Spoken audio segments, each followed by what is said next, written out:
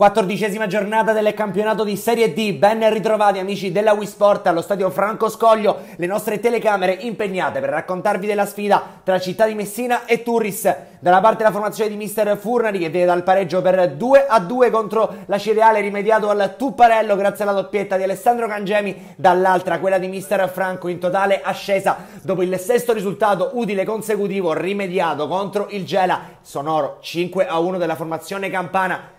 Mister Furnari non molla il proprio 3-5-2 nonostante le assenze, sono ben 6 tra squalifiche e infortuni.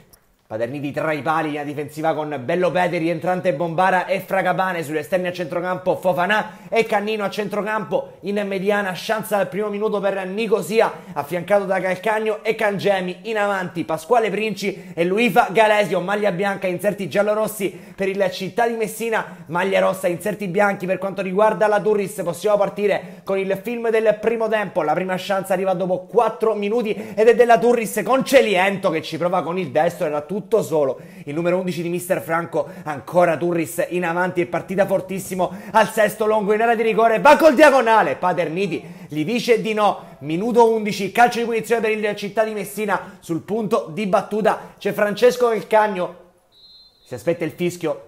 Parte Calcagno, mette dentro il pallone, rimane lì, arriva Cangemi e trova il gol del vantaggio al minuto 11, ancora, sempre Alessandro Cangemi, quarto gol in campionato, terzo nelle ultime due, dopo la doppietta contro la Cireale, segna un gol pesantissimo contro la Turris. Il Città di Messina è avanti, un po' a sorpresa allo stadio Franco Scoglio, prova a reagire subito però la Turris, qui Capitan Bombara è spettacolare in chiusura, clonate quest'uomo.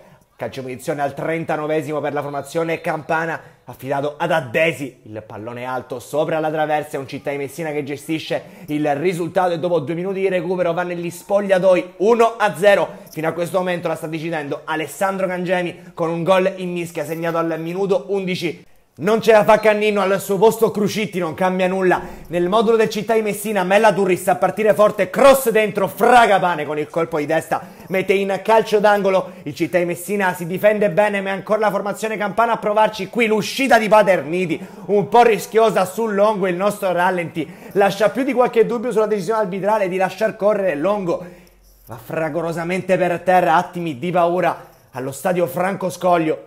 Per fortuna l'attaccante riuscirà a continuare azione della formazione di mister Franco. Qui Celiento mette all'indietro per Bacca, parata centrale per Paterniti, nessun problema per l'estremo difensore, triplo cambio per il Città di Messina, entra Giuseppe Costa al posto di Cangemi, Codagnone per Princi, è il momento anche del classe 2001 Grasso al posto di Matteo Bellopede. Turris che continua a spingere in avanti per cercare il gol del possibile pareggio, cross dalla destra, il colpo di testa da parte di Addesi.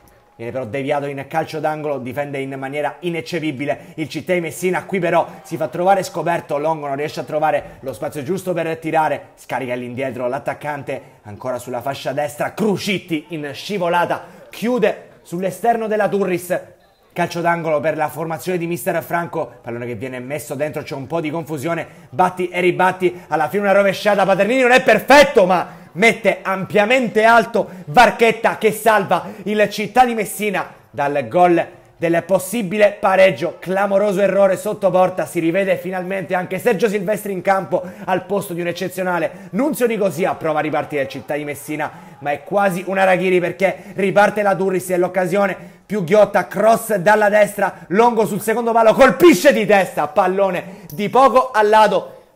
L'attaccante di mister Franco ha avuto la chance giusta per trovare il gol del possibile pareggio, ultimo assalto della Turris che qui ci prova con Kunzi, Paterniti mette in calcio d'angolo e arriva finalmente il triplice fischio, il Città di Messina vince contro la seconda forza del campionato, la Turris, e si porta a quota di 16 punti in classifica. Adesso doppia sfida mercoledì con il Logri e domenica prossima con l'Igia Virtus. Un cordiale saluto amici della Wii Sport e alla prossima!